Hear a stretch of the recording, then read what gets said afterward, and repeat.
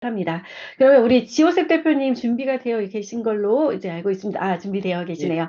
우리 예, 지호셉 예, 대표님 나와주시면 뜨거운 박수로 환영 부탁드리고요. 채팅방에도 예, 반가운 댓글 올려주시면 좋을 것 같습니다. 대표님 잘 예, 부탁드립니다. 예. 안녕하세요. 챔퍼마 대표이사 지호셉입니다.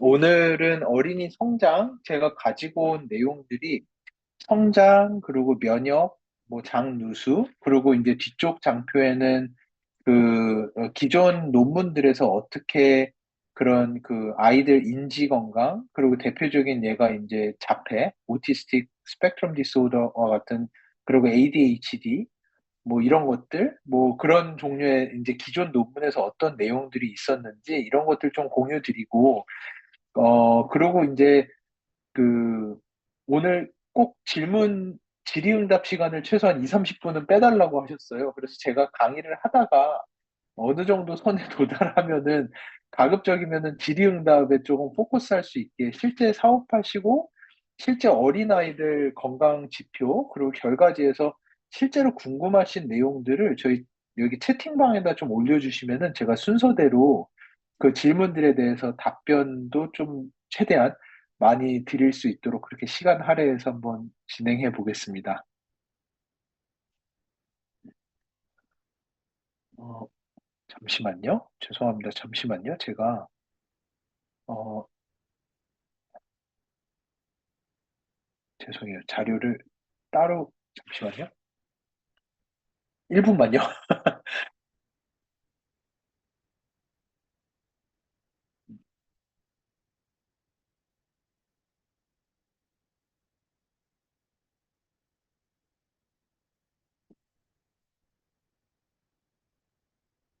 어, 어,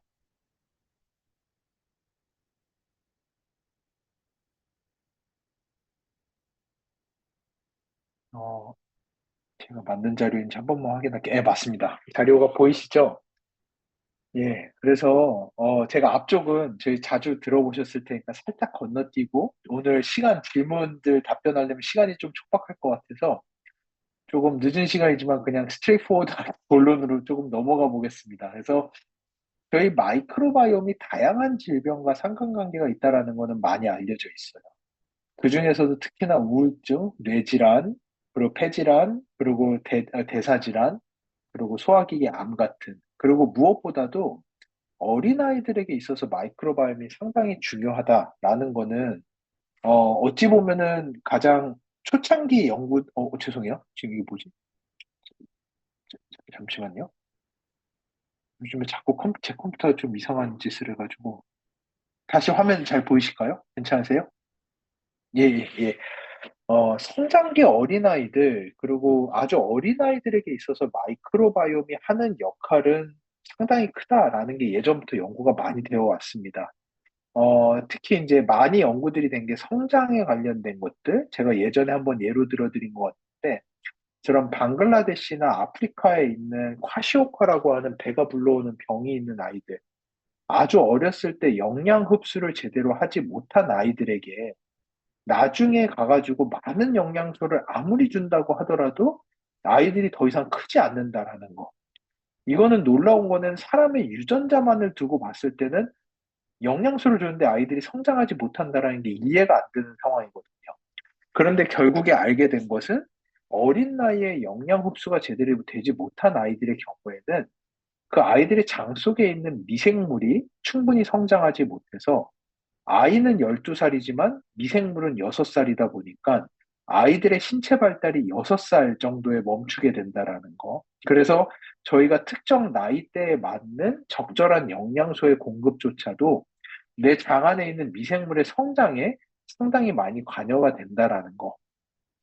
더 나아가서 태어날 때 제왕절개, 자연분만으로 태어난 아이들의 경우에는 자연분만으로 태어나는 아이는 태어나면서 엄마의 질과 장에 있는 미생물들을 적절히 이식을 받으면서 나오기 때문에 엄마가 가지고 있는 면역력을 상당히 많이 따라서 아이들이 건강하게 처음에 태어나게 되는데 제왕절개로 태어나는 아이들은 엄마 질이나 엄마의 장에 있는 미생물이 아니라 의사들의 피부에 있는 미생물이 더 많이 장에 존재한다라는 게 논문으로 나왔고, 이런 아이들은 커가면서 천식이라든지 또는 그런 그 당뇨라든지 비만이 유발될 확률이 월등히 더 높다. 아토피라든지 이런 면역계 질환이 많아질 확률이 월등히 높다. 그래서 초창기에 아주 어린 나이에 엄마로부터 이식을 받는 우리의 장내 미생물이 아이의 면역계의 성장과 면역계의 완성에 있어서 상당히 큰 역할을 한다. 이런 것들은 정말 기존 연구 논문들 수만 편이에요. 정말 수만 편. 그냥 요거는 그냥 구글 가가지고 몇 개만 찾아봐도 수두룩하게 나올 정도로 이미 과학자들이 어린아이 성장기에 있어야 면역계 발달은 장내 미생물에 상당히 많이 의존한다. 이런 거는 잘 알려져 있습니다. 그래서 예전에 제가 한번 강의를 했었죠. 영맘에서도 했었죠. 똑똑한 면역. 그러니까 면역은 무작정 세다고 다 되는 게 아니다. 면역은 무조건 세다 보면은 과민해지기도 하고, 이 너무 센 면역이 눈이 없어서 아무거나 공격하기 시작하면은 그때부터는 자가 면역 질환, 뭐 여러 가지 질병들이 생기는데, 면역력이 좋다라는 거는 단순히 센 거를 넘어서도 똑똑해야 된다. 면역세포를 똑똑하게 해주는 거는 마이크로바이옴이다.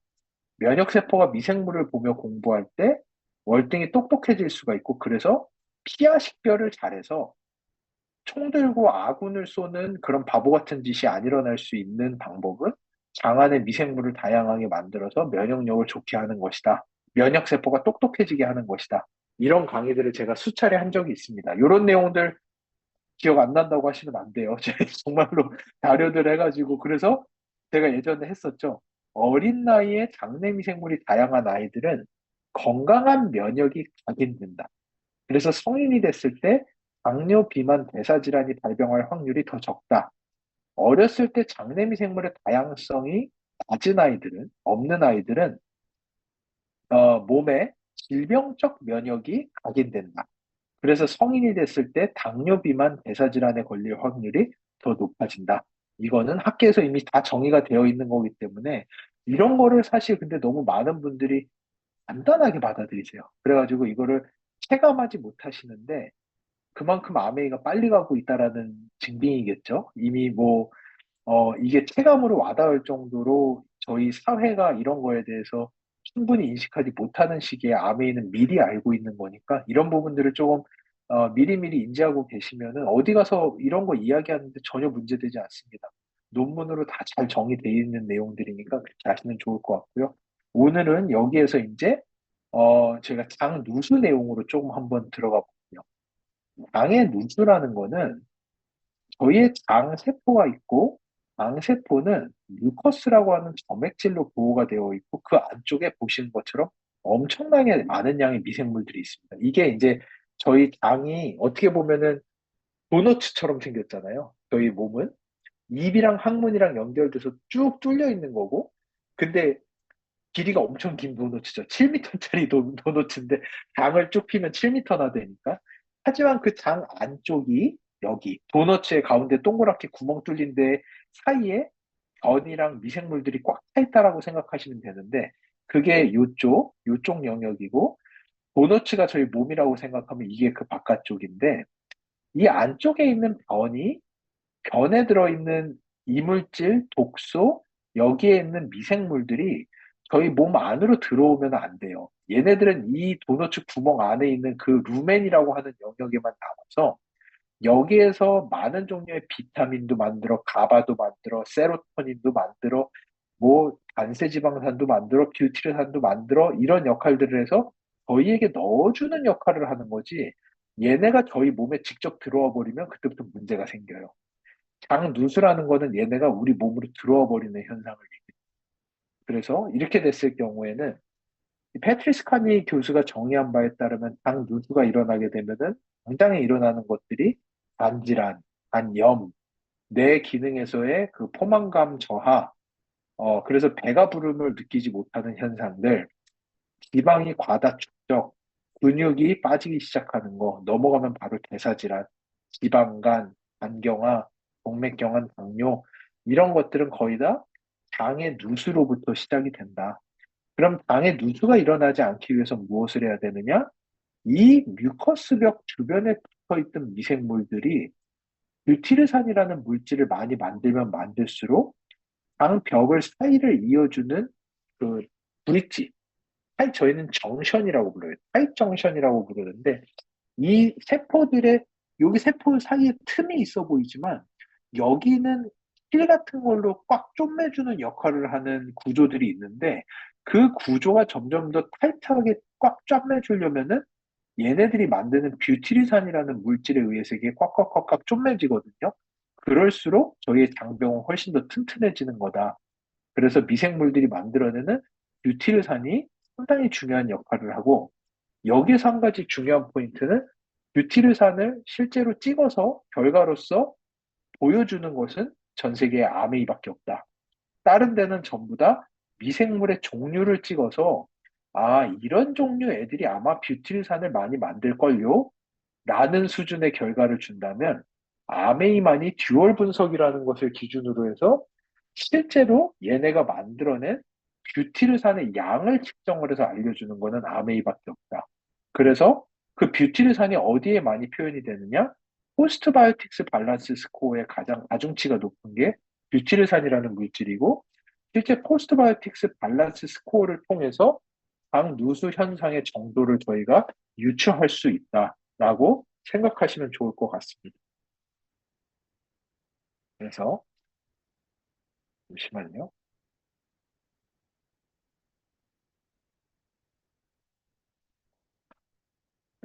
보시는 바와 같이 저희의 장이 요렇게 이게 뭐냐? 여기에요. 여기 여기인데 여기가 이렇게 구조가 되어 있고 여기가 틈이 넓은 장세포, 여기가 틈이 좁은 장세포.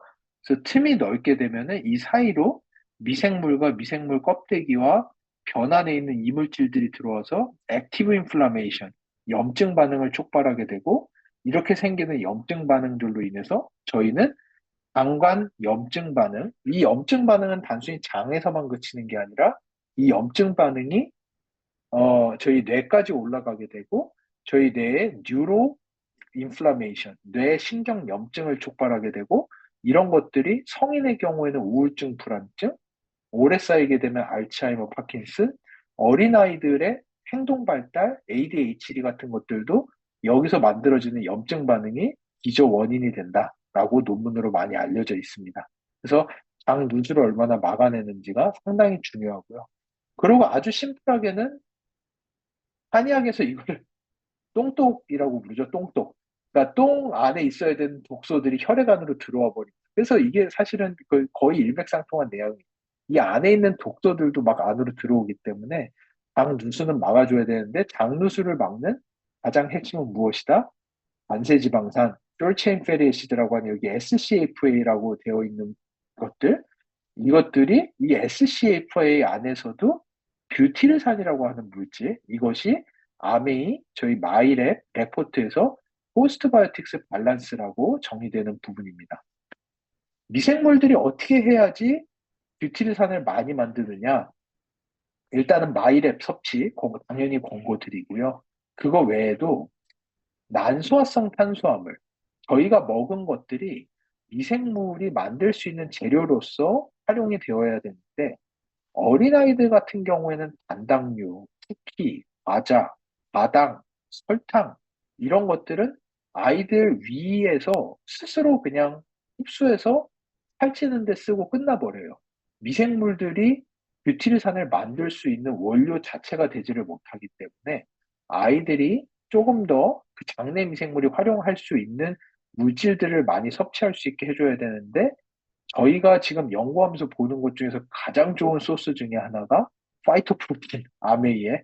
그래서 아메이, 겉모닝, 이거를 아이들이 좀 힘들어해서 저희도 저거, 바디키랑 좀 섞어주거든요. 그럼 훨씬 잘 먹긴 하더라고요. 그래서 바디키랑 조금 섞어가지고 아침에 아이들에게 주는데, 어, 파이토프로틴, 그리고 파이버, 그리고 365도 괜찮지만 여기에다가 자기가 지정받은 마이랩 번호가 있다면은 그 마이랩을 넣으면은 이 뷰티레산의 생성 정도가 20% 이상 추가 증가하게 됩니다. 그렇게 해가지고 꼭 미생물을 넣어서 이건 예전에 제가 한번 설명드렸어요. 미생물을 활성화시키는 방법. 파이토프로틴이랑 미생물을 섞은 다음에 물에다 넣고 잘 30초 이상 흔든 다음에 드시면은 미생물이 대수화라고 하는 대수화, 리하이드레이션, 물을 충분히 흡수해가지고 스스로 강력해져서 그냥 입으로 넣어서 먹는 거에 비해서 10배 이상 미생물들의 생존율이 증가할 수 있다라는 거 예전에 한번 말씀드렸었습니다.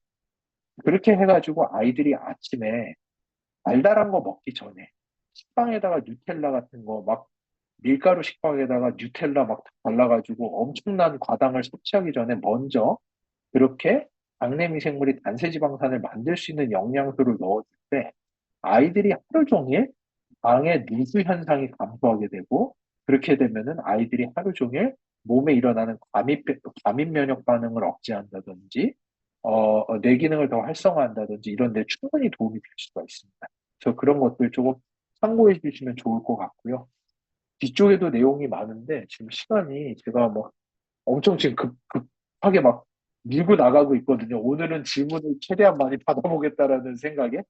그래서 여기는 조금 그 장 누수 쪽은 어느 정도 설명드린 것 같아서 살짝 넘어가 볼게요. 넥스트 토픽으로 넘어가 보겠습니다. 그래서 여기 보신 것처럼 다 뷰티레이트예요. 이 뷰티레이트는 장벽을 구성하는 상피세포, 이 저희 장세포, 이 세포를 튼튼하게 해줘요. 영양을 공급하고 여기를 튼튼하게 함으로써 이 장벽을 강하게 해주기 때문에 똥 안에 있는, 변 안에 있는 독소나 이물질이 들어오지 못하게 막아주는 역할을 하고요. 이것도 또 똑같아요. 뷰티르산은 장벽 기능 향상에 도움을 준다. 조오클루진 이게 아까 말씀드린 필타래처럼 저희 장세 요 사이 보이시죠? 얘네들이 쫀쫀해야 돼요. 그래야지 장벽이 딱딱 이렇게 딱 붙어주는 건데 요거를 저희가 조나 오클루딘이라고 하는 단백질체로 불러요. 이런 것들이 뷰티르산이 안 들어갔을 때와 뷰티르산이 들어갔을 때 훨씬 더 이게 쫀쫀해지는 게 보이시죠? 양이 훨씬 더 촘촘해질 수 있다. 그래서 뷰티르산이 들어갔을 때 장벽이 훨씬 더 촘촘하게 닫아질 수가 있고 그리고 뷰티르산 네, 이거는 너무 많이 가기 때문에 여기까지는 가져가겠습니다. 예, 그렇다라는 거를 이제 알아주시면 좋을 것 같고요.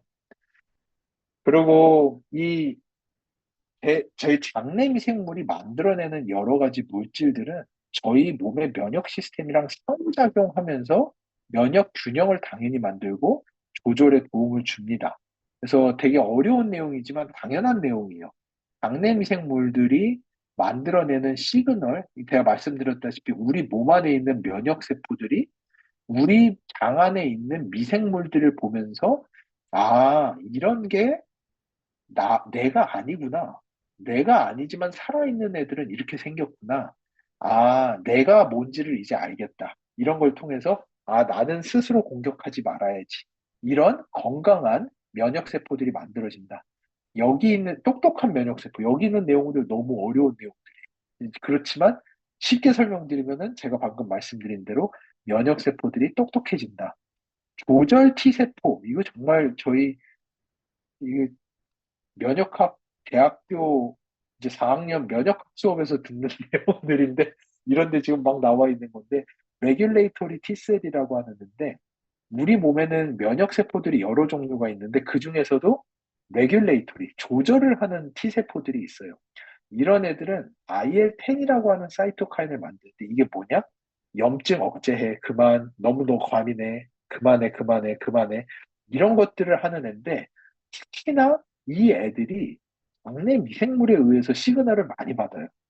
그래서 장내 미생물에 의해서 야, 너 지금 너무 과민해. 그러지 마. 너무 오버하고 있어.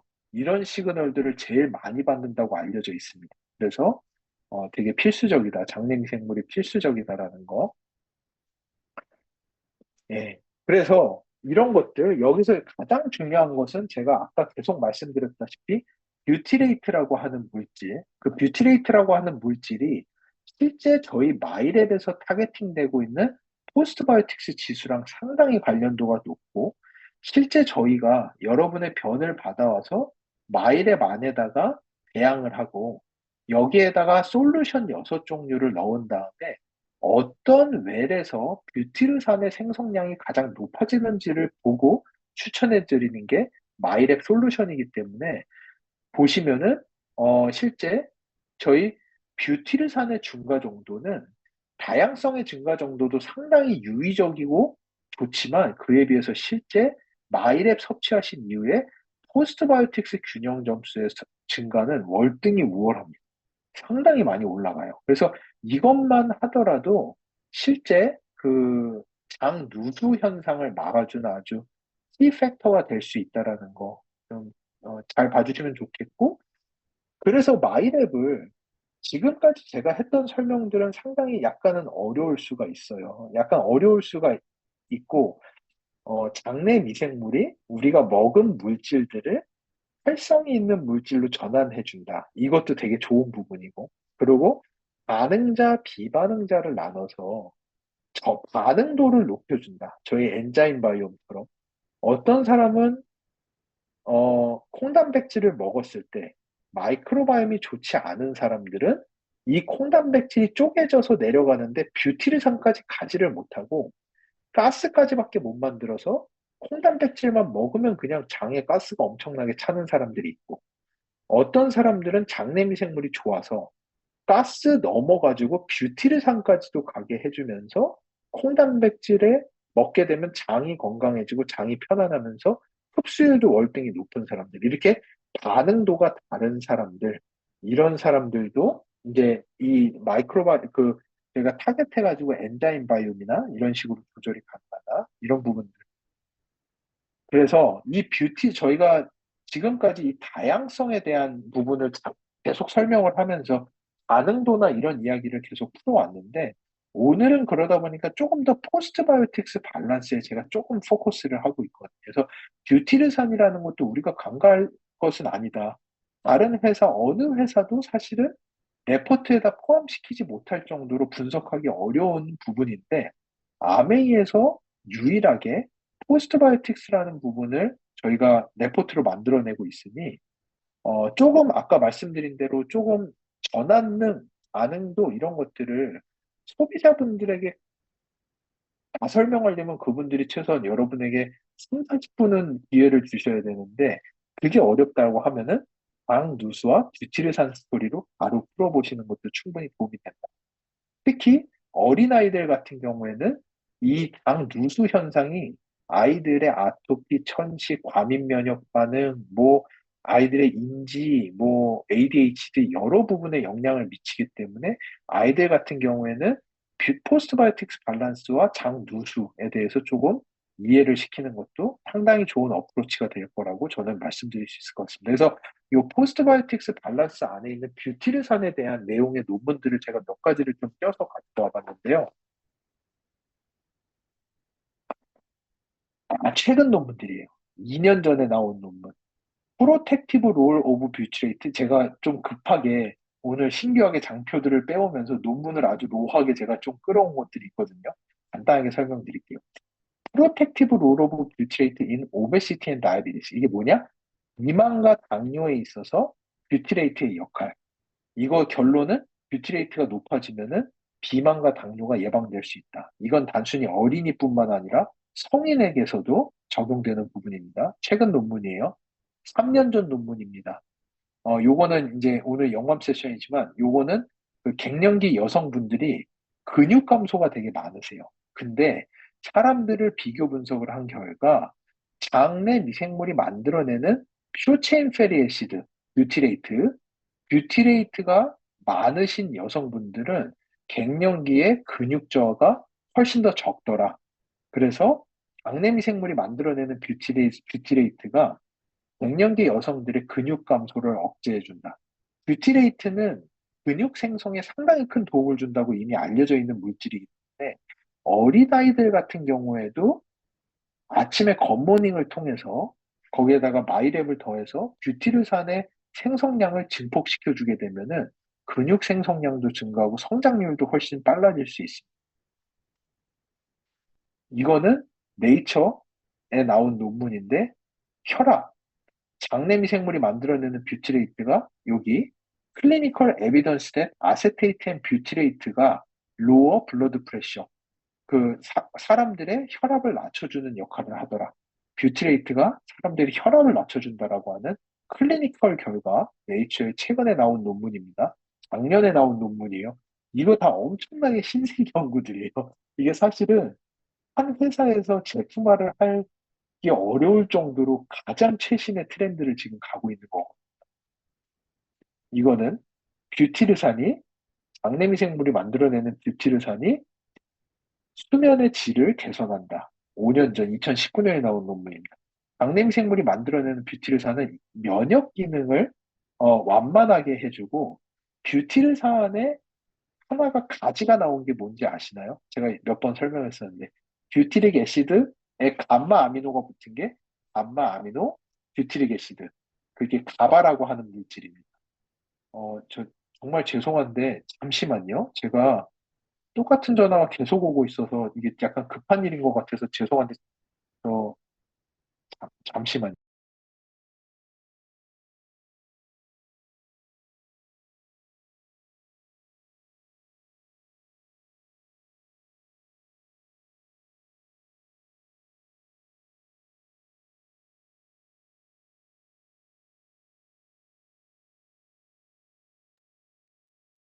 죄송합니다.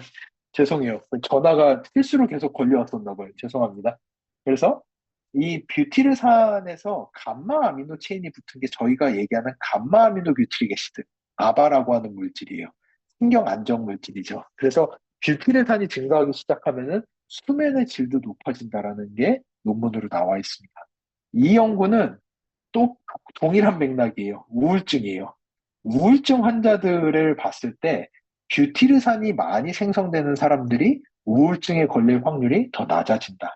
이 논문에서는 장내 미생물들이 이렇게 쭉 있는데 여기에서 뭐라고 하느냐? 여기 보시면은 이러한 미생물들은 뭘로 알려져 있느냐? known for synthesis, 생성하는 글루타메이트, 유티레이트, 세로토닌, 방금 말씀드린 감마아미노뷰티릭 애시드, 가바, 이런 것들을 만들어내는 미생물이 장에 많은 사람들은 우울증이 걸릴 확률이 더 낮아진다. 엄청난 물질입니다, 사실 여러분. 가바라는 이 뷰티레이트라는 물질 하나만 저희가 장에서 올릴 수 있어도 만병의 근원을 억제할 수가 있어요. 뷰티레이트가 증가하면 아까 말씀드린 대로 장의 누수도 줄어들어요. 뷰티레이트가 증가하면 수면의 질이 개선되고 근육량이 증가하기 시작해요. 염증 반응이 떨어지기 시작하고요. 이게 사실 이거보다 더 좋은 만병통치약이 없는 수준입니다. 그게 저희 마이랩에 있는 포스트바이오틱스 밸런스 지수랑 직결되고, 특히 이거는 제가 강추하는 영역은 어린아이들. 단 거 많이 먹고 스낵 많이 먹고 인스턴트 많이 먹고 뷰티르산 생성이 낮을 수밖에 없어요. 어린아이들을 포스트바이오틱스 밸런스 중심으로 유지하면서 마이랩 솔루션과 겉모닝 섭취를 통해서 뷰티레이트만 끌어올릴 수 있어도 아이들이 하루 종일 안정감이 월등히 올라갈 수밖에 없습니다. 아바라든지 이런 물질들이 나오기 때문에. 또 하나, 술 많이 드시는 남성분들, 영업 많이 하시는 40대, 50대 남성분들, 술이 들어오면은 장내미생물이 뷰티르산을 못 만들어요. 얘네들이 샥을 먹거든요. 알코올이 들어오면은. 뷰티르산이 떨어지기 시작하면은 장 누수가 생기고, 아까 첫 장표에서 보였죠? 장 누수 이꼴 심혈관계 질환, 당뇨, 동맥경화, 간염, 간경화, 지방간, 4, 50대 영업 많이 하시고 술 많이 드시는 남성분들의 표본이라고 할 수가 있습니다. 이런 남성분들 일단 마이랩 통해서 포스트바이오틱스 밸런스 지수 확인하시고 겉모닝이랑 마이랩 유산균 드시면서 뷰티레이트 양만 끌어올려도 그런 현상들 월등히 낮아질 수 있어요. 이 주변에 보시고 이런 어린아이들과 이런 남편분들이 있으신 분들에게 여러분이 이 부분을 설명하실 수만 있다면은 제가 볼 때 아주 어렵지 않게도 충분히 마이랩이 왜 필요한지에 대해서 설명하실 수 있을 거라고 저는 생각이 듭니다. 그리고 이게 저희가 마이랩을 통해서 지금까지 수집된 실제 4천 건이 넘는 데이터를 봤을 때 분석을 하시는 분의 기존의 마이크로바이옴 다양성과 포스트바이오틱스 균형이 하위에 있으신 분일 경우에는 마이랩을 통해서 개선이 되는 효과가 97.8%, 98.1%에 달할 정도로 개선 효과가 월등하다라는 거. 그러니까 여러분들이 믿고 주변 분들에게 이런 현상이 있다라고 느껴지는 분들에게는 충분히 추천할 수 있다라는 거 다시 말씀드리고 싶습니다. 시간이 30분이 지났네요, 벌써. 제가 10분 내로 어떻게든 마무리하고 질의응답 꼭 받을 수 있도록 하겠습니다. 요거는 이제 아이들 성장이에요. 요거는 잠시 넘어가고요. 자폐 아이들, 저희가 마이크로바이옴 연구가 가장 많이 되는 곳 중에 하나가 자폐 아이들이에요. 저희도 서울대 어린이병원의 김북영 교수님과 자폐 아이들 연구를 계속하고 있거든요. 우리나라의 자폐 아이들이 이렇게나 많나 싶을 정도로 자폐 아이들 숫자의 증가율이 어마어마합니다. 근데 이 자폐가 막내미생물과의 상관관계가 무척 크다라는 게 다수의 논문에 의해서 계속해서 밝혀지고 있어요. 막내미생물의 구성 변화가 자폐성 아이들의 위장 및 신경행동 증상 사이에 연관성이 있다는 건 예전부터 알려졌고요. 근데 한 가지 주목해야 될 거는 자폐 성향이 있는 아이들이 과민성 대장증후군을 같이 가지고 있는 자폐 아이들이 무척 많아요. 그런 경우에는 거의 10중 8구 장내 미생물 때문에 과민성 대장증후군과 자폐가 같이 촉발된다라는 게 논문으로 대부분 많이 밝혀져 있습니다. 그런 아이들 같은 경우에는 당연히 유산균 많이 드시고 유치를산 올리고 이런 부분들이 충분히 도움이 될 수 있습니다. 그리고 이, 특히나 이 26가지의 ASV라고 하는 거는 미생물 마커들이고 아이들이 유전자라든지 그 무엇보다도 아이들 장 속에 있는 26개의 미생물만 봐도 그 아이가 자폐일 확률이 높은 수준으로 정확하게 예측을 할 수 있습니다. 그 말인즉슨 이 미생물들이 자폐를 촉발하는 원인이라는 거예요. 이 미생물들만 보고서도 이 아이가 자폐의 유무를 우리가 정확하게 예측할 수 있는 바이오마커로 이미 검증이 되어 있습니다. 그리고 자폐 안에서도 또 행동 발달을 유발하는 특정 미생물들이 있어요. 클로스트리움 테타니 같은 균주의 유무에 따라서 아이들의 행동 양식이 완전히 바뀐다라는 거. 제가 이게 꼭 자폐 치료를 위해서 말씀드리는 게 아니라 이 정도로 어린아이들의 그런 어떤 성향적, 행동학적 문제에 있어서 장내 미생물이 관여하는 정도가 상당히 크다라는 거를 말씀드리는 그리고 여기에서 이제 장 내축의 신경 전달 물질을 합성하는 구조도 장내 미생물들이 만들어내는 물질부터 시작이 됩니다. 너무 잘 아시죠? 트립토판부터 시작을 해서 트립토판에서 만들어지는 게 세로토닌이죠. 세로토닌 넘어가면 멜라토닌, 수면 관련 물질들이죠. 페닐알라닌에서 타이로신에서 도파민으로 넘어가죠. 노르아르데날린으로 넘어가죠. 전부 다 저희 신경 발달, 행동 양식, 그리고 ADHD, 과민 행동 반응, 이런 것들에서 발견되는 부분들이 대부분 장내 미생물에 의해서 만들어지고 시작되는 물질들이라는 거. 그래서 어떤 종류 장내 미생물이 있는지에 따라서 ADHD, 케이스 ADHD도 상당히 많이 관여가 된다라는 거. 그래서 이 아이들이 여기서 보시는 것처럼 딱 지금 이거 보시면 저희 마이랩 결과 자주 보신 분들은 바로 보이시죠? 캐넌이라고 하는 장내 미생물의 다양성. 거의 이 사각형의 가장 중요한 지표 중에 하나, 장내 미생물의 다양성이 컨트롤 정상인 아이들과 ADHD가 있는 아이들에게서 훨씬 더 ADHD가 있는 아이들은 장내 미생물의 다양성이 떨어진다고 알려져 있습니다. 장내 미생물의 다양성이 아이들의 행동 양식과 상당히 유의하게 관계가 있어요. 그래서 우리 아이가 조금 너무 과민 행동 반응들이 많이 있다. 그러면은 마이랩 통해 가지고 장내 미생물 다양성을 높이는 쪽으로 좀 유도를 해보시면은 좋지 않을까 추천을 드리고 싶습니다. 그래서 예, 제가 진짜 숨가쁘게 쭉 뽑아서 왔는데요. 이제 결론 조금 마무리하고 지금 질문들이 올라와 있겠죠? 그 질문들 채팅이 36개인데 이 중에 질문이 얼마나 있는지 보고 예. 예, 질문이 많이 있네요. 질의응답으로 제가 최대한 빨리 넘어가 보겠습니다. 그래서 이거는 저희 비즈니스 스트럭처인데 제가 영맘 세션에서는 한 번도 한 적이 없는 것 같아서 가지고 왔어요. 그래서 갑자기 제가 장누수랑 면역 쪽 얘기하다가 저희가 하고 있는 반응도 개선에 대한 내용으로 넘어서 좀 혼란스러우실 수 있어요. 있는데요. 아메이가 가고 있는 방향은 마이랩이라는 거를 통해서 전반적인 반응도를 개선하는 제품, 여기에서 만들어지는 데이터베이스를 통해서 실제로 반응자를 고반응자로 만들어내는 제품, 비반응자를 반응자로 만들어내는 제품, 이 내용은 제가 여러 번 설명했기 때문에 아마 이해하실 거라고 믿습니다.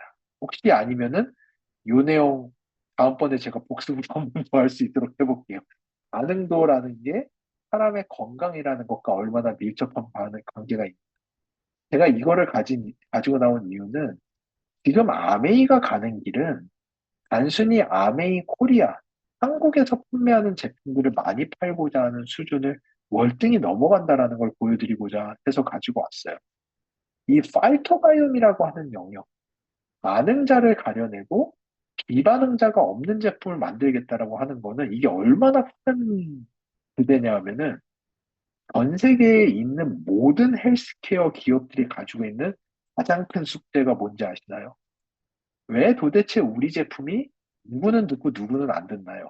이게 전 세계의 모든 헬스케어 기업이 가지고 있는 가장 큰 숙제예요. 왜 우리 이소플라본이 누구는 좋다고 하는데 누구는 안 듣나요? 왜 우리 밀크시슬이 누구는 좋은데 누구는 안 되나요? 이거를 아메이는 이 마이크로바이옴이라는 걸 통해서 이것 자체를 해결해 버리겠다라고 하는 게 파이토바이옴이라고 하는 컨셉이에요. 이거를 해결해내고 나면은 사실은 아메이는 다른 회사들이 범접할 수 없는 수준의 제품들이 나오기 시작합니다. 그래서 여러분들이 지금 하고 있는 마이랩이 이 모든 파이토바이옴의 반응도를 갈라내는 데이터베이스의 가장 큰 초석이에요. 저희가 그냥 이 어려운 제품을 아무 생각 없이 만든 게 아니라 이것은 마이랩을 통해서 만들어지는 데이터베이스에서 파이토바이옴까지 넘어가는 과정 중에 여러분이 있다라는 것을 알아주시면 좋을 것 같고요. 그래서 이 여정 저희가 지금 충분히 잘 만들어내고 있고 이미 7만 건이 넘는 데이터베이스가 쌓였고요.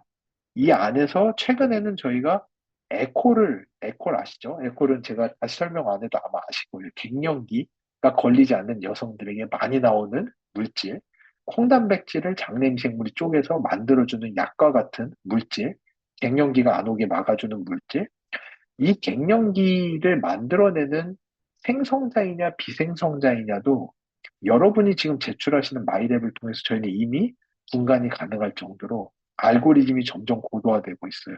이제 이거를 넘어서 가장 어려운 부분은 못 만드시던 분을 만들 수 있는 사람으로 만들어내는 거는 몇 년이 걸려요. 정말 쉽지 않은, 이거는 전 세계 갱년기를 없애버릴 수 있는 엄청난 거대 프로젝트입니다. 근데 지금 저희가 아메이랑 함께 계속 연구하고 있거든요. 조금 기다려주시면은 진짜 다른 회사들은 꿈조차 꿀 수 없는 비반응자가 없는 제품을 만들어내는 곳까지 저희가 함께 갈 수 있을 거라고 믿고요. 그거를 넘어서 헬스케어 4.0까지도 저희가 넘어갈 수 있을 거라고 생각합니다. 오늘 제가 조금 양식을 좀 바꿔봤어요. 제가 매번 하던 스토리에서 조금 새로운 스토리들, 아이들 성장 면역 장누수 이렇게 조금 급하게 속도를 내고 질의응답으로 왔는데 죄송해요. 오늘 혹시 처음 들으시는 분들이 있다면 되게 혼란스러우셨을 것 같지만 영맘 아카데미에서 제가 자주 했기 때문에 오늘 이 정도까지도 소화하실 수 있으면은 상당히 대단하시다라고 스스로 칭찬하셔도 좋을 것 같습니다. 이게 좀 어려웠다면은 다음 기회에 한 번 더 오늘 했던 내용은 한 번 더 할 수 있도록 해볼게요. 이제는 질문이 많이 올라와 있으니까 제가 공유 중지하고 질의응답으로 잠시 넘어가 보겠습니다. 예, 죄송해요. 늦은 시간에 너무 어려운 내용 제가 너무 빨리 달린 것 같아가지고 좀 죄송하지만 예, 새로운 내용이라 좀 어려우셨다면 꼭 다시 한 번 더 해볼 수 있도록 하겠습니다. 예, 굿모닝 할 때 프로틴이랑 프로바이오틱스 파이버를 섞어서 섭하면 좋다고 하셨는데 물 온도가 혀에 닿았을 때 뜨겁다 싶은 온도에도 괜찮은지 궁금합니다. 혀에 닿았을 때 뜨겁다 싶은 그 미생물은 어, 65도만 안 넣으면 돼요. 근데 솔직히 65도 물에다가 여러분이 파이토프로틴이랑 이런 것들을 섞으시면 물 온도는 사실은 좀 더 떨어지거든요. 그래서 뭐 그게 사람마다 뜨겁다라고 느끼는 정도가 좀 다르기는 한데, 이게 한 80도 되는 거는 정말 뜨겁거든요. 그거가 좀 뜨겁다라고 느끼실 리는 없을 것 같고 한 제가 볼 땐 한 60도 정도 되는 물일 것 같은데 그 정도까지는 미생물이 그렇게 쉽게 죽지는 않아요. 미생물도 사실은 죽이는 게 상당히 어려운 애들이거든요. 살리는 것보다 죽이는 게 더 어려운 게 미생물입니다, 사실은. 그래서 그 정도면은 큰 문제는 없을 것 같아요. 그렇게 해서 잘 흔들어 가지고 드시면은 큰 문제 없을 것 같은데 가급적이면은 조금 더 미지근하게 하시면은 미생물들한테 더 좋을 것 같아요. 뭔가 이게 뭐 더 편하게 녹이시려고 하는 건지 아니면은 조금 따뜻하게 드시고 싶어서 그러시는 건지는 잘 모르겠지만 조금만 더 미지근하게 하시면은 미생물들은 더 좋아하는 온도가 될 거라고 저는 생각이 됩니다. 어, 이게 그 아이 출산 후 그 두통과 몸살로 몸져 누워서 며칠씩 앓으신다라고 하는데 마이크로바이옴 섭취가 두통에 도움이 되는가? 이게 그 원인 불명의 마이그레인 편두통은 진짜 불치병이에요. 지금 의사들도 그 원인을 알지 못해가지고 정말 많은 고생을 할 정도로 두통이라고 하는 영역은 사실은 그 촉발되는 기저인자가 너무나도 많고 다양한 영역이거든요. 근데 무조건 마이크로바이옴으로 다 해결된다라고 말씀드리기는 어렵지만 그 두통의 원인 중에 하나가 아까 말씀드린 장누수라고 하는 현상도 기저 원인으로 많이들 거론되고 있습니다. 그러니까 제가 100%라고는 말씀을 못 드리겠지만 다시 한번 강조하지만 포스트바이오틱스 밸런스 부분 조금 포커스해서 끌어올리는 쪽으로 한번 노력을 해보시면은 두통 현상이 좀 줄어들 수 있지 않을까. 그게 당 누수에 의해서 촉발되는 현상이라면은 조금 개선이 될 수 있지 않을까. 이렇게 말씀드리고 싶습니다. 크론병 진단받은 고등학생 아이 마이크로바이옴 한다는 건가요? 병의 그 진행 정도에 따라서 말씀드려야 되는데요. 크론병이 사실은 저희가 그 대장 내과, 뭐 소화기 내과 교수님들이랑도 연구를 많이 하는데 정말로 빠른 속도로 증가하고 있는 병 중에 하나예요. 크론병이. 우리나라에서 정말 알 수가 없을 정도로 옛날에는 솔직히 저는 저 진짜로 많은 분들이 그런 얘기 하세요. 뭐 한 몇 년 전이죠? 한 7, 8년 전에 윤종신이 크론병 걸렸어요라고 했을 때 뭔 소리야라고 하는 사람들이 대부분이었는데 요즘에는 뭐 주변에 열의 한둘은 크론병이라고 할 정도로 병이 이렇게 빠른 속도로 증가하면 전 세계 인구가 다 크론병 되는 거 아니냐고 소화기내과 교수님들이 할 정도로 그 특히 젊은 사람들에게서 많이 나옵니다. 크론병의 상당히 중요한 지수가 저희가 타겟팅하는 다양성과 뷰티르산 두 가지가 크론병의 가장 좋은 지표라고 알려져 있어요. 그래서 이 두 가지를 개선하면은 충분히 크론병 좋아질 수 있습니다. 근데 문제는 크론병이 처음 촉발을 하면은 의사들이 어쩔 수 없이 방에 미생물을 다 없애요. 왜냐하면은 크론병은 자가 면역 질환인데 얘네들이 주변에 미생물 한 마리만 보여도 엄청나게 패닉을 하면서 스스로 사멸을 시키는 막 스스로 자살을 하기 시작하는 거거든요. 그러다 보니까 방세포가 막 혼자서 죽어나가기 때문에 염증이 많이 과도하게 발생하는 거기 때문에 선생님들이 고용량의 메트라니도졸부터 해가지고 엄청나게 독한 항생제를 과다 처방을 하실 수밖에 없어요. 그리고 장 누수가 상당히 심한 상황으로 치닫습니다. 이렇게 장누수가 엄청나게 심한데 추가로 미생물을 넣어주게 되면은 이 미생물이 사람 혈액으로 들어가면은 안 되거든요. 그러니까 의사 선생님이랑 꼭 상담하세요. 근데 일단 크론병이 어느 정도 개선이 됐다 하면은 마이랩 하시면 충분히 도움될 수 있다라고 저는 말씀드리고 싶습니다. 하지만 너무 시비어하고 아주 치료 중간 상태에서 당 누수가 엄청 심할 때 추가로 유산균을 더 드시는 거는 좋지 않을 수 있어요. 그거는 잘. 네, 16세 만성 직자명. 이것도 지금 다가 면역 질환의 일부죠. 1년 넘게 계속 설사 키가 안 되요 마이랩 하고 있는데 증상 호전되지 않는데 병원에서 항생제 유산균만 처방해 주었는데 겉모닝과 유산균만 먹고 있는데 계속 항생제를 안 먹어도 될지 판단이 안 돼요. 만성 직장염이면은 어쩔 수 없이 드셔야 돼요. 항생제. 이거는 위험해요. 진짜로 위험할 수 있습니다. 병원에서 처방받으신 거는 드시는 게 좋아요.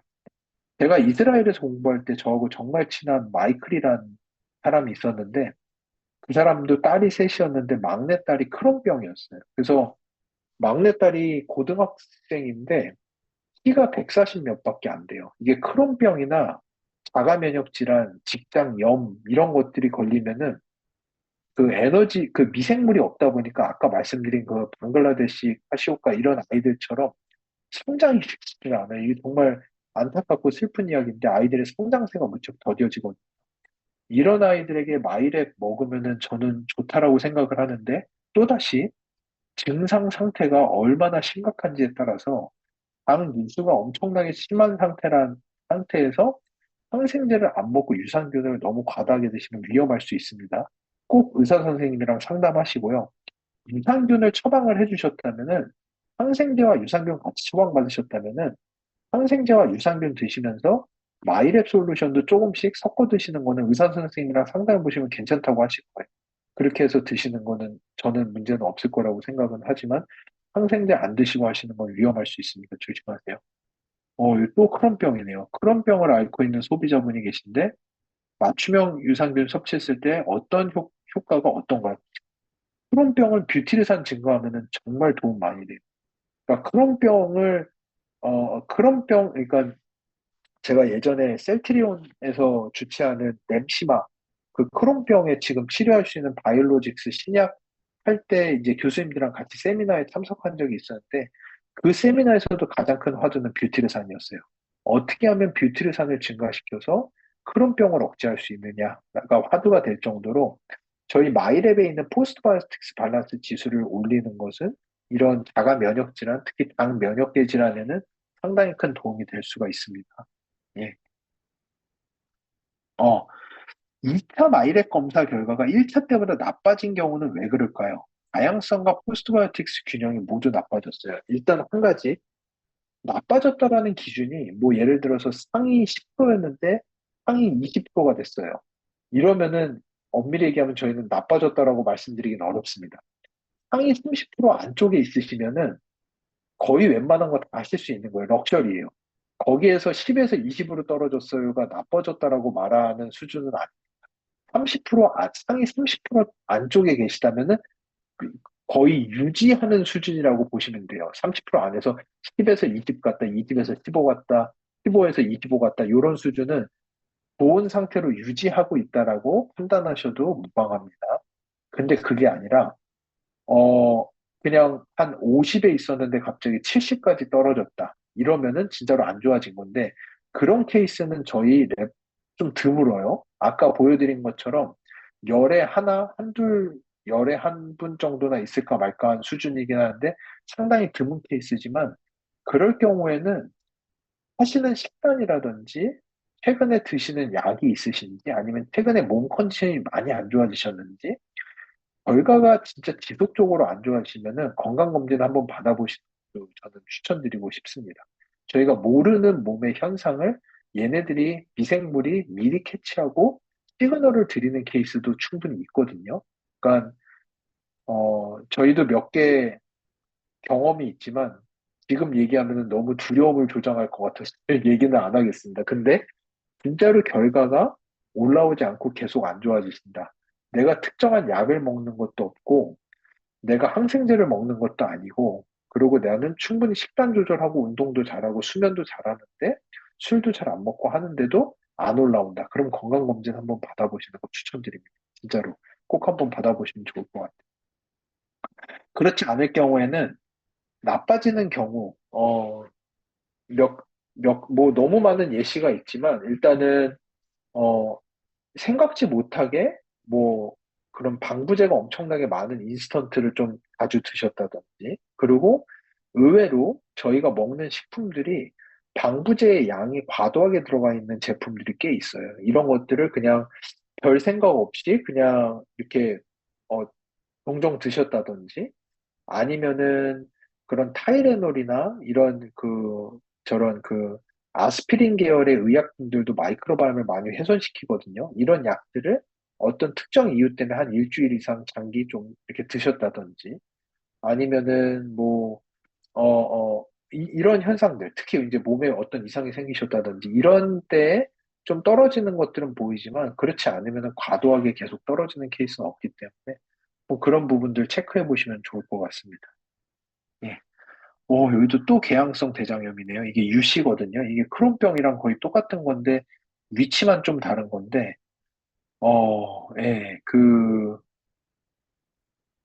예, 개양성 대장염 의심으로 한 달째, 식단하면서 서울까지 가서 진료를 받고 계시는 상태이신데, 마이크로바이옴을 7개월째 복용 중인 상태에서 궤양성 대장염 진단 보류 중에 있어요. 어릴 때부터 변을 일주일에 한 번씩 보고 무척 예민하기도 하고 마이크로바이옴이 신랑한테 효과가 진심으로 바라고 정말 한번 해보세요. 마이크로바이옴의 다양성 올라가고 뷰티리산 증가하는 거는 이 궤양성, 크론병, 유씨 이런 데에서 충분히 효과가 있다라고 많은 논문에서 이미 알려져 있기 때문에 저는 추천드립니다. 네, 만성 직장염 4시간 결과. 아까 말씀하셨군요. 이게 저희가 지금 고려대병원이랑 연구하는 그런 폴리포시스 같은 식으로 이렇게 직장염이 이제 만성으로 생기시는데, 상당히 괴로우실 텐데, 이게 폴립이 만성적으로 계속해서 생기는 현상들이 있거든요. 그런 것들 괴로우실 텐데, 일단은 약은 드셔야 되고요. 약 드시면서, 이렇게 의사 선생님 조언 하에 하시는 거 추천드립니다. 마이렉 검사 전에 기존에 먹던 약 모두 끊어야 되나요? 식장애 때문에 아니요. 그런 거 아니에요. 약 드시면서 하시는 거예요. 이게 뭐 일단은 약 드시면서 약을 계속 드셔야 되잖아요. 그러면은 약을 드시는 상태가 디폴트가 돼서 검사를 하시고 거기에 맞춰서 솔루션을 드시는 게 가장 좋아요. 저희 마이랩 검사는 여러분들 중간고사가 아닙니다. 저희 좋은 점수 받아야 되는 검사가 아니라 내 몸의 현 상태를 잘 알고 거기에 가장 맞는 솔루션을 받는 게 제일 좋은 거예요. 그러니까 그 건강검진 가기 갑자기 2주 전부터 술 다 끊고 콜라 하나도 안 먹고 갑자기 살 빼고 근육 운동 엄청나게 하고 막 며칠 굶고 딱 가가지고 측정해서 다 정상으로 나온 다음에 다시 술 먹고 콜라 마시고 이래가지고 안 좋아지면은 안 되잖아요. 그러니까 나의 에브리데이 그 상태, 나의 그 루틴한 상태 안에서 검사를 받고 그거에 맞는 약을 처방을 받고 드시면서 일상을 살으셔야지 되는 건데 마이랩도 똑같아요. 약을 매일 드셔야 되는 거라면 드시면서 검사를 하고 그 내가 약을 먹으면서 나타나는 마이크로바이옴 상태에 가장 적절한 솔루션을 받아서 드시는 게 가장 좋다라고 저는 말씀드리고 싶습니다. 죄송해요. 이게 중간중간 끊겼었나요? 괜찮나요? 지금은 안 끊기나요? 중간에 끊겼었다. 예, 예. 예, 뇌전증도 마이렉으로 검사 후 자완근 개선에 효과가 있을까요? 뇌전증 부분은 제가 논문을 아직 못 봤습니다. 죄송하지만 이 부분은 제가 조금 더 공부를 해보도록 하겠습니다. 뇌전증 부분도 마이크로바이옴이랑 관계가 있는지는 지금은 모르겠습니다. 죄송합니다. 예. 마이랩 유산균 아침, 저녁 2번 먹어도 되나요? 상관없습니다. 그 아침 저녁으로 2번 드시는 건 전혀 문제 안 되고 식약처 권고사항은 100억까지이기 때문에 마이랩이 한 포에 50억씩 들어있기 때문에 하루에 2번 드시는 거는 전혀 문제가 되지 않고요.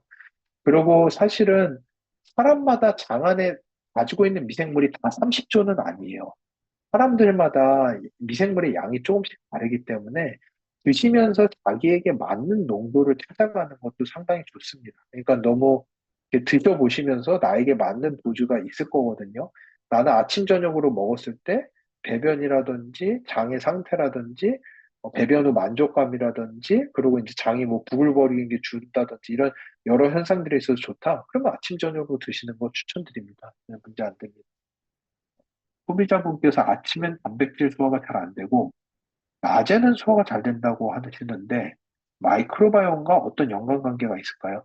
마이크로바이옴도 그런데 이거는 사실은 서카디안 클락이라고 해서 사람 몸에서 간이나 여러 장기들이 생각보다 시간을 잘 감지해요. 그들이 되게 잘 알아요.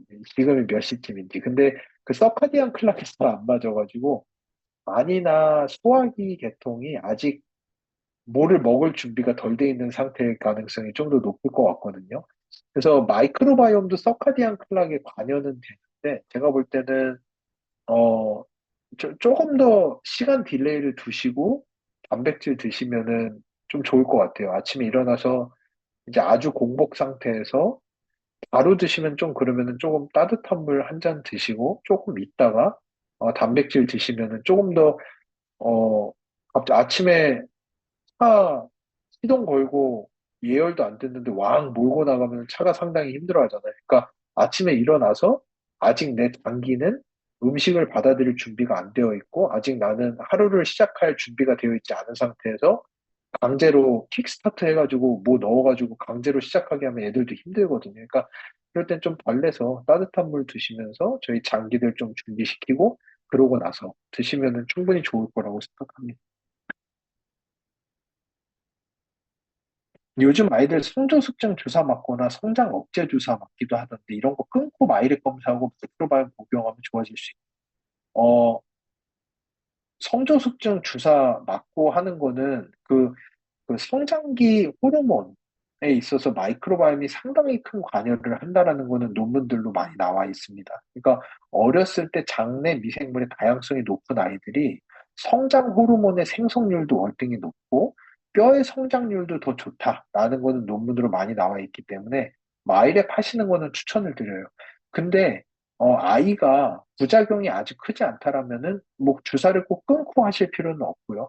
주사 맞으면서 병행하셔도 더 좋을 수도 있다라고 저는 봅니다. 그러니까 너무 어, 사실은 의사들이 권고하는 사항인데 성조숙증 주사 저도 뭐 이런 호르몬 제제에 절대 찬성론자는 아니지만 그래도 이제 의사 선생님들에게 잘 상담을 받아보시고 의사 선생님이 별로 문제 없을 정도의 도주다. 이 정도는 아주 평이한 수준이다라고 하면은 굳이 안 끊고 마이랩이랑 병행하시는 것도 나쁘지는 않을 거라고 저는 생각합니다.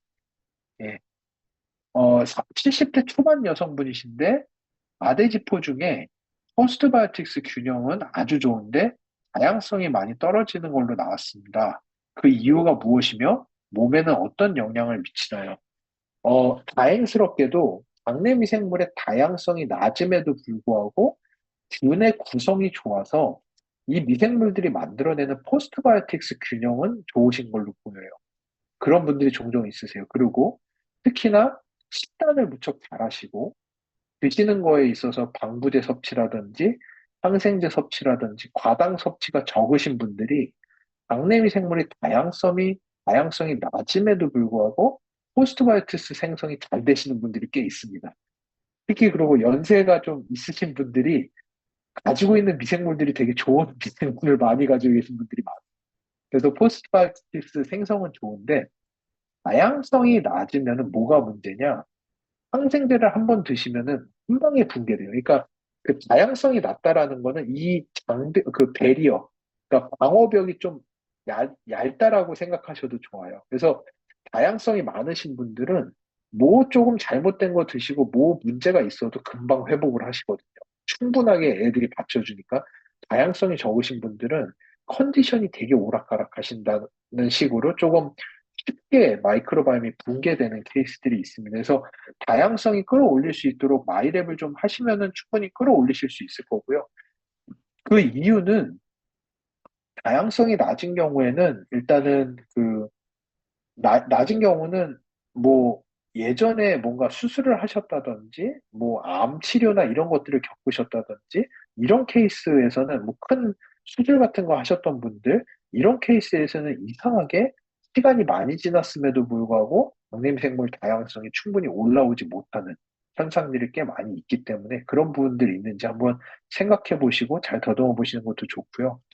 장내미 생물 다양성이 떨어질 때 가장 위험할 수 있는 부분은 우리 면역 세포가 너무 돌발 행동을 할 수 있다라는 거예요. 자가 면역 질환이라든지 과민 면역 반응이라든지 이런 식으로 장내미 생물들에 의해서 면역 세포들이 충분히 교육을 받아서 면역 세포들이 좀 피하 식별도 잘하고 똑똑해야 되는데 이런 부분이 약해지면서 그 면역 세포가 돌발 행동을 함으로써 조금 안 좋은 현상이 나타날 수 있다는 거. 이런 부분에 대해서 좀 주의하시고 조금 이렇게 잘 보시면 좋을 것 같습니다.